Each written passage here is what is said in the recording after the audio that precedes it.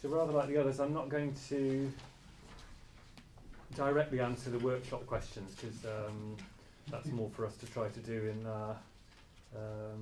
groups around the tables. But what I'm going to do is pull together some various bits of work that I'm doing at the moment, and really sort of under this particular question, I suppose, which is, how might the current discourse of a technological transition, we were just talking about transition language in the break, a technological transition to a low-carbon society be illuminated by situating it in longue-durée historical contexts, such as metabolic transitions, civilizational shifts, long waves of techno-economic innovation, industrial revolutions, and so on. So I suppose that's the common theme for a lot of the work I'm doing at the moment with various collaborators. So trying to situate the current sort of eco-political moment in long time, but rather unlike the sort of thing that John and Nigel were talking about, the sort of more geological time, more historical time.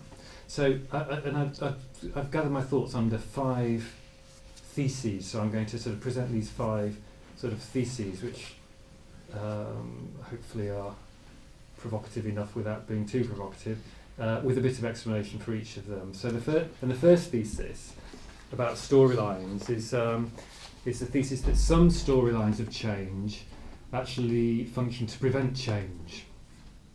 And here, in some ways, I'm presenting something which goes, or is at least created tension with something that Phil was talking about, the Breakthrough book, the Schellenberger and Nordhaus book.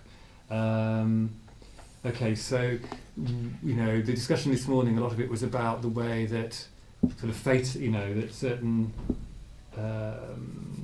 narratives can produce a fatalism. But I guess the point I want to make under this thesis is that some, as it were, optimistic narratives could also be a problem as well. Here I'm partly inspired by the work of Ingolfur Bludhorn on the politics of unsustainability. That is the cultural work that has to be going on in contemporary society to obscure the fact that the material form of society is inherently unsustainable. So, the sort of work that Ingolfur's been doing has been looking at various kind of cultural strategies which contemporary society is undergoing to make it feel like it's doing something in order to avoid doing something. And so as an example of this, we can look at what my colleague Larry Reynolds and I have started calling the eco-capitalist imaginary. And that is the storyline that capitalism can and will green itself and propel us forward into a sort of low-carbon, sustainable future. And in recent years, there's been a stream of publications, both popular and academic, promoting this idea of a convergence between the imperatives of economic prosperity and growth on the one hand and environmental protection on the other. So, for example, there's the books that have come out of the Rocky Mountain Institute, the Natural Capitalism, and Factor 4, and Factor 5, and then there's the Natural Step People, the organisation that comes out from Sweden after the Brundtland report, the Natural Advantage of Nations, and they were involved in Factor 5 as well. And then there's a whole set of what might be called revisionist environmentalism, environmentalists who have, as it were, denounced their former beliefs that capitalism was a problem and that technology was a problem. So, as well as the sort of Breakthrough book, there's Capitalism as If the World Matters by Porritt. There's Whole Earth Discipline by Stuart Brand, who founded the Whole Earth Catalogue, and one might also include Paul Collier's Plundered Planet, all of which are sort of denouncing the idea that the classic narratives of environmentalism about protecting nature in favour of a sort of progressive and slightly sort of neoliberal vision of the future. And then there are a number of loads of books coming out which are addressed at entrepreneurs, really. Green to Gold, Sustain Agility, Clean Tech, Clean Profits, and so on. Yeah, I know. Damn, they got that title first. And then there's there's the Green New Deal people. There's Barbier's Global Green New Deal, and there's also Van Jones, the Green Collar Economy, who writes more from a trade union perspective, and so on. And then there's the Sixth Wave by Moody and O'Grady. And so all of this sort of trend of books, in many ways, recapitulates older discourses we might be more familiar with of ecological modernisation, but there are new emphases here. So not just that capitalism can solve the environmental crisis by moving beyond this discourse of limits that we were talking about this morning, but that the environmental crisis can save capitalism for its own internal limits, its own contradictions, its stagnating markets and falling rate of profit.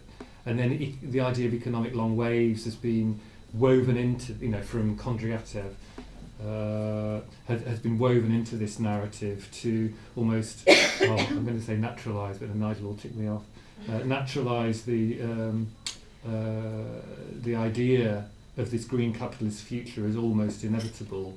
So whereas, so using this idea of waves of techno-economic innovation, whereas the fifth wave of information and communications technology was about reducing transaction costs, apparently this emerging sixth wave will be all about resource efficiency, doing more with less, which will reboot resource prices and create new products and markets and kickstart the economy as well as saving the planet. And I think there's lots of reasons to be sceptical with this storyline. For example, capitalism's innate crisis tendencies, and particularly the link between technological innovation on the one hand and the tendency of the rate of profit to fall, that that capitalists are, because of the force of competition, are constantly under pressure to introduce new technologies to make labour productivity to increase labour productivity, but it has the overall effect of squeezing profits across the economy, and this is has been the constant problem. So you can't innovate your way out of an economic crisis in this kind of way. Also, many people at the moment are starting to talk about an innovation crisis to put alongside the environmental crisis and the economic crisis at the moment. That the innovation that's going on at the moment is mainly in what Marx calls Department 2, which is in consumer goods, rather than in Department 1, i.e. new forces of production. So, and many of the new, what was supposed to be part of the fifth wave, infotech and biotech, have actually not really had, well, there are arguments that they've not had much positive effects on productivity at all, in terms of creating new drugs and so on and so forth, and that really our economy is still heavily reliant on the late 19th century cluster of technologies that made possible the long boom of the 20th century. So we're still in that same wave, if you like, of that John describes in his book of petrochemicals and so on, electricity, fossil fuels, and its environmental consequences. So we might ask some questions about what role this eco-capitalist imaginary is playing in a society which is still tied to a high-energy form of life. Is it really about shifting us to a radically new industrial revolution, a new kind of material base for the economy, or is it about sustaining the last one by deferring its crisis tendencies a bit longer? And so what kind of crisis are we facing at the moment? And the work of Jason Moore, who draws on world systems theory, he makes a distinction between two kinds of crises that there have been in the world economy over the long historic time: developmental crises and epochal crises. So in his terms, is the current problem a developmental crisis, one that can be overcome by a restructuring of capitalism to exploit new sources of productivity and plunder, as happened after the explosion of food prices in late 18th century England, or is it more, are we facing an epochal crisis which is more comparable with the end of feudalism, something where we are moving into completely unknown territory as to what will take its place? And if we are facing an epochal crisis, then these developmental narratives, this idea of an orderly kind of transition, are at best an irrelevance, and at worst will make the catastrophe harder. And the sort of thing, again, that John was talking about, the sort of frenzied search for tough oil, for shale gas and tar sands and so on, does sort of suggest that, you know, what we're living through is the sort of frenzied attempt to keep the old system going, if you like, rather than to really transition to a new one. Okay, so the second thesis is new storylines will come when they're ready, you know, i.e. we can't write them, they have to emerge. Okay, so whether or not we're talking about an epochal crisis in this rather alarming sense, we do seem to be talking about a shift to a completely different metabolic or socio-metabolic regime. And by using that term, I'm sort of drawing on the work that's developed out of Marx's idea of analysing the human relationship with nature in terms of metabolism. So contemporary socio-metabolic analysis of different societies in human history, you know, talks about, you know, different kind of main sort of regimes, metabolic regimes that there have been. So, for example, hunter-gatherer societies engage in passive solar energy utilisation by utilising the resource density of the existing ecosystems, you know, rather than radically changing land use and so on. Whereas agrarian societies actively maximise useful solar energy by monopolising land area, clearing forests and raising high utility organisms for human use. And thereby we're able to progressively support increased population and also non-agricultural economic activity, sort of rise of civilization as we know it and so on. And then industrial societies allows this civilizational dynamic to continue further by decoupling energy needs from territory through exploiting fossil fuels, as we know. So what are we talking about? What's coming next? What kind of socio-metabolic regime? Is it just a kind of a green, clean, industrial regime? Or are we talking about a new kind of solar regime? And there's difficulty here, I suppose, are we talking about a return to the past or something? You know, is it possible to talk about a future regime that might be emergent, which is as different from our regime as industrial society was from agrarian society? Is it possible to talk about that without, as it were, looking through the rear-view mirror and describing it as a return to the past in some sense? And there are real difficulties of language here. But certainly the imaginary of a new solar regime is one that takes the second law of thermodynamics seriously, an economy based not on depleting finite stocks, terrestrial stocks, but is about exploiting flows of energy and resources, and practicing biomimesis, you know, modelling economies on natural systems and closed loops and so on. So that's the sort of, you know, if that's the sort of transition we might be talking about to a radically new metabolism between society and nature, then history tells us that these kinds of major displacements of one metabolic regime by another are generally accompanied, well, always, we want to say, accompanied by dramatic shifts, not just in storylines, as it were, but in cosmology and the basic ideas, cultural ideas of the human, of nature, the gods, technology, and so on and so forth. So the rise of agriculture can be linked to the rise of organised religion, ideas of justice, ethics, and so on, and the rise of industrialism linked to the rising importance of science, the disenchantment of nature, linear time, and so on and so forth. So what kind of anthropic transition might accompany the technological transition to a new solar regime?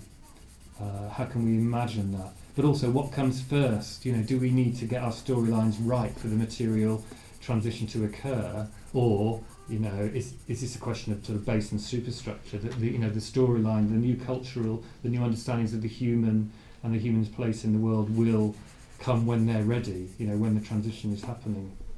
So that's some questions. You know, maybe new storylines will come when they're ready. They'll write themselves. But certainly, so the third thesis is that the Anthropocene will bring new imaginaries for the human. And we can only speculate what they might be. So what is an Anthropocene society? You know, a society which is somehow part of this new putative epoch in which the human being has achieved geological status that Michel Serres talks about and Nigel talks about in his book In Human Nature, displacing the earlier gods of earth, air, fire and water as the primary force, the maker of worlds. You know, if we actually have achieved this status of having a geological epoch named after us, you know, is this something we should be proud of or ashamed of? You know? And I think this I think we're still having to think about what the Anthropocene means. And I want to suggest that there's one reading of the Anthropocene, or at least one reading, which somehow puts the human into question in a radically new way. So if you think of conventional geochronology, and I'm still a bit new to this, but I've been Wikipediaing busily on how these epochs are named, and you know what institutions actually get to say whether we're in the Holocene or the Anthropocene. You know, and certainly if you look at conventional geochronology, you know, where these different kind of epochs, such as eons and ages, such as the Jurassic and the Triassic and Pleistocene, etc., are named, they follow what Michel Foucault calls in The Order of Things the classical episteme of natural history, which is the idea of observing patterns and differences in the physical appearance of nature and then classifying them into, as it were, a table. So you can see on Wikipedia and elsewhere, you can see these lovely tables that show not just how the eons and ages nest in each other and how they're how they're named, but also why they're called what they're called and how the division is come across. And it's basically, you know, most of the time it's to do with, you look in the strata and you see what fossils you can see. You know, are there lots of living things? Are there different kinds? Are there plants? Are there lignin plants? Are there, you know, animals and microbes or whatever? So, in a sense, this is by calling this a classical episteme logic. In Foucauldian sense, I'm talking about the way that the human as observer is outside the table. They are representing the world as they can see it as observer, but there's no place for the human as an interpreting animal within the table of geochronology. So in this kind of logic, within this kind of logic, classical epistemic logic, there are two accounts of the origins of the Anthropocene, well, two dominant ones, I suppose. So the first one is Paul Crutzen's original idea that the Anthropocene was inaugurated with the advent of fossil-fueled industrial modernity around 1800 or something, the birth of industrial society. So this is, and obviously if you focus on CO2 emissions, then that makes sense that this is going to be in the future when people look at the strata, they'll see something extraordinary happened around this time. But then, of course, there's William Ruddiman, who claims that it started much earlier with the mass clearing of forests for agriculture 8,000 years earlier. So maybe that's very stable Holocene temperature that Nigel was talking about is partly actually an early Anthropocene, that we produced that stabilisation of climate through clearing forests and so on. So this is what, in Heideggerian terms, this is a kind of ontic account of the Anthropocene, that, you know, it's about existing things in the world that you can see and count and trace and measure, about CO2 levels and how the strata will be different for future archaeologists in millions of years' time. But then there's also an ontological version of the Anthropocene, which more attends to the fact that if the human is now a geological force, it's surely the first geological force to become conscious in some sense of its geological role. So perhaps the Anthropocene arrives in its most complete sense when humans become aware of their role in shaping climate, and that this awareness shapes their active relationship with the environment. I mean, there's an interesting account in one of Giorgio Agamben's books, and I couldn't find it just now, where he says that when Linnaeus named the human animal Homo sapiens, so we think it's like a ontic description, this is a wise ape.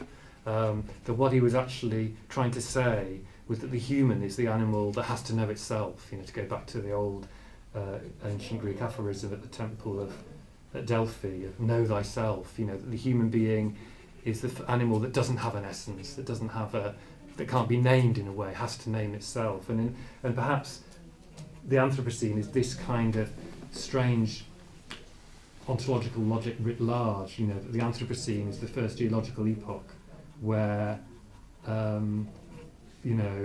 the human as representing being is actually in the geochronological table.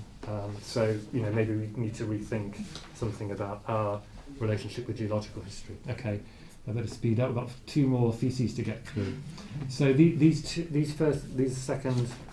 last 2 theses are more specific, really.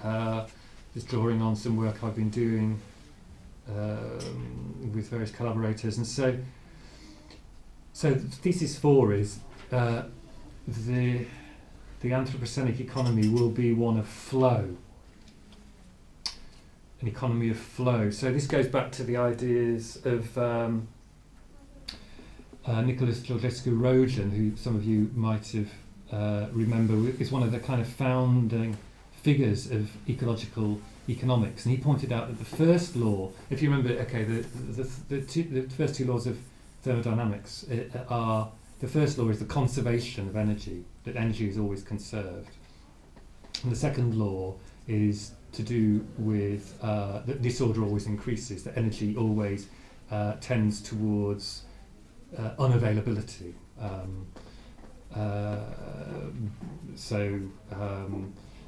If you've got a hot area and a cold area in a closed system, then the temperature will even out, so available energy will go to 0.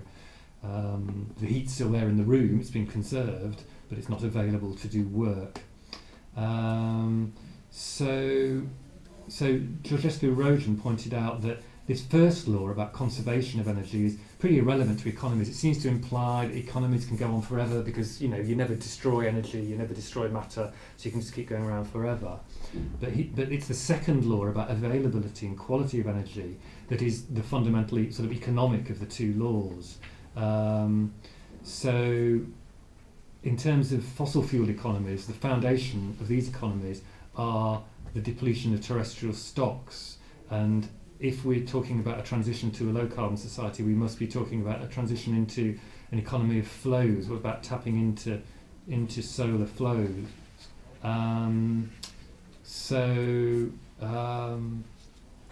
Interestingly, Herman Daly talks about this, the ecological economist, that terrestrial sources of energy such as fossil fuels are stock limited but flow abundant, i.e.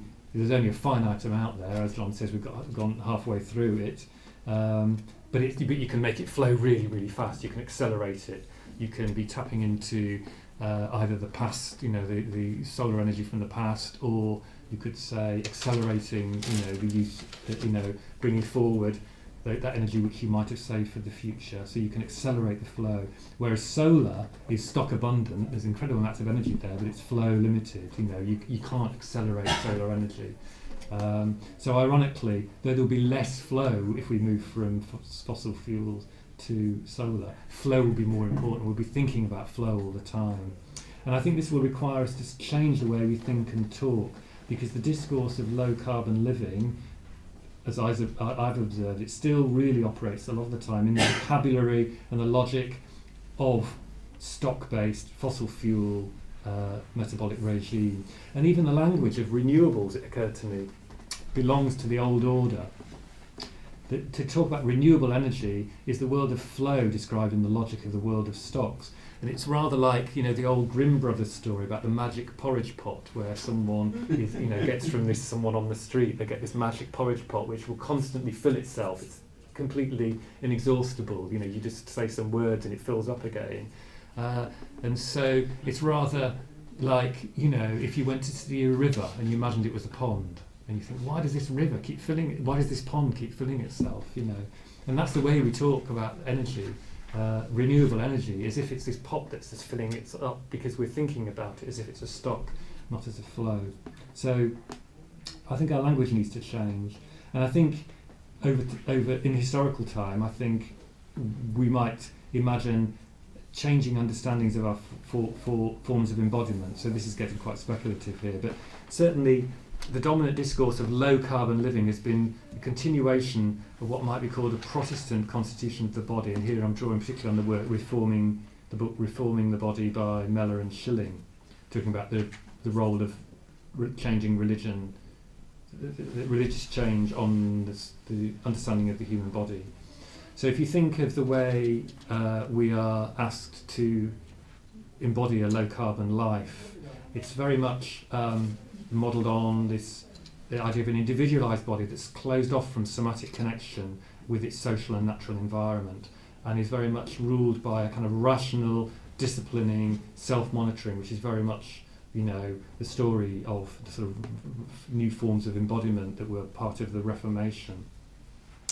And in her fascinating book, Exhausting Modernity, Teresa Brennan argues that pre-moderns, people who lived under earlier pre-industrial metabolic regimes, typically conceive themselves not as closed off from the environment, but as open to flows of power, affect and mental content from their surroundings. And if people know Bakhtin's book, Rabelais and His World, that's a very good account of that sort of experience, if you like. But with capitalist modernity, with its proliferation of commodities and the technological domination of nature, comes the modern idea of psychic self-closure. So ironically, the notion of psychic closure from wider energetic flows has helped to drive the breathtaking energetic profligacy of modern society and the incessant conversion of the energies of life into dead commodities. This is a paraphrase of Brennan. So my argument here is that the dominant way we talk about and think about and experience low carbon living discourse as it were, closing down our connectedness from outside society and monitoring it and regulating it, is more a continuation of the old regime rather than a radical break. And I think we maybe need to look elsewhere, maybe on the edges of society, maybe amongst, you know, freegans and dumpster divers, or in the work of kind of more cultural theory such as Evan Calder Williams' Combined and Uneven Apocalypse, that talks about, you know, zombies and other kind of cultural images of transition. I think that they might give us more clues as to the sort of culture we're going to need and have to develop in the future. So finally, I'm going to have to finish quickly. So the fifth one thesis is the future of energy will be qualitative. And this draws on work I'll be doing with Tom Roberts, an ex-PhD student of mine. And in a way it sets me on a rather different course to some of the things that John was talking about. And here there's an analogy in the argument I'm making here with Ivan Illich's book, H2O and the Waters of Forgetfulness, that was published. It was originally a lecture he gave that was he turned into a book in 1985. So in this book, Illich argues that our abstract ideas of water as H2O, as he calls it, piped and purified, this abstract quantity, these ideas serve to express and reproduce our forgetting of the more primal, situated cultural experiences and symbolic meanings of water. And I think similarly, our language of energy that we have today, there's so many watts, kilowatts and so on, is a product of the industrial metabolic regime and represents a forgetting of the qualitative dimensions of energy. And I think future storylines may need to involve very different ways of talking about energy. And we already drew on some of those, energising, you know, we need some storylines that energise us and things like that. Well, that's talking about a different kind of energy, isn't it? So the word energy that we use today comes from the late Latin energia and the Greek energeia, meaning activity, from energos, meaning being in action or engaged in work. And I think our language of energy today, which both, as it were, fuels fossil fuel capitalism, but also nearly all of our critical descriptions, which are trying to move beyond that, are still caught up in the path dependency of the word as we have it today, which has been shaped by motion, by ideas of useful work, and by a metaphor of the universe as an engine.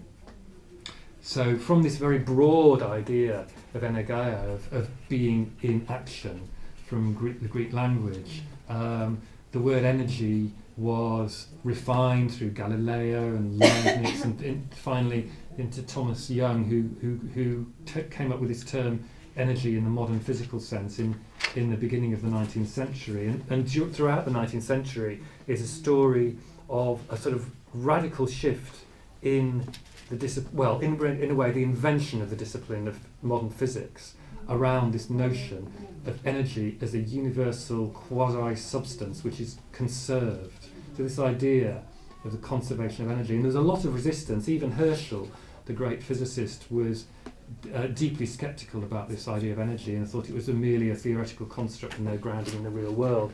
But by the end of the 19th century, everyone took for granted that energy is real and we can see it and we can measure it. So what's the problem? Well, it's because of the work we feel the reality of energy because of its materialization in industrial society. The new science of energy was explicitly linked to the new world of industry, and it privileged mechanical work as a universal currency that could explain various kinds of interactions between things, between movement, between electricity and light and heat and so on. So the universe was conceived as a vast engine, and there was a certain kind of moral language as well. William Thomson, later Lord Kelvin, who was one of the key sort of proponents of the new science of energy, was a Presbyterian. It was clearly and believed that the natural world was fallen and destined to decay, and nature's energies were these gifts, divine gifts to mankind, which man had a duty to make use of, to make useful. So a whole language of energy is all predicated about the idea of useful work, and it's very tied in with this industrial worldview. And what's lost, I think, is the different understandings of the qualitative difference between different being in action, different forms of being in action. Engels, for example, complained about this new physics of energy for obscuring the qualitative differences between different forms of work and activity. He said, is one man carrying 20 bags of sand up a slope really the same as 20 men carrying one bag each? And what's being lost in that kind of equation and so on. So I think there are various ways in which we might want to move towards, we might think that our reification of the idea of energy as if it's this real substance that is conserved is at a loss. The loss of that is the downside of that is being blind to a more qualitative possibilities of talking about different kinds of energy. But I'll have to leave it there because we're running out of time.